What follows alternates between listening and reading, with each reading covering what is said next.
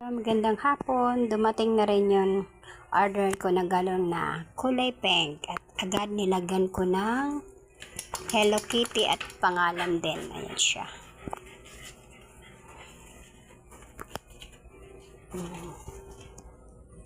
Side by side niya nilagyan ko ng Hello Kitty. Ang bilis din ng processing. Ayan. Maganda pagkabalot, talagang maganda pagkadala ng rider. Thank you sa rider na nagdala dito sa house. Thank you so much, rider, na iningatan mong pagbitbit ang galon. Talagang sinabi ko doon sa binilhan ko sa Lazada na ayusin, kailangan di damage yung galon day. Gagamitin mamaya damage, may basag o kaya ano pa man. Sayang naman yung ibinayad natin.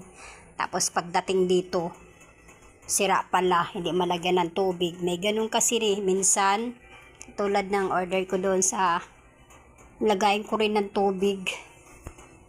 Sayang din naman, buti kung pinupulot natin yung pera. Ayan siya. Nice siya dahil ano siya, parang fuchsia pink. Gusto ko yung kulay niya na pagka-pink.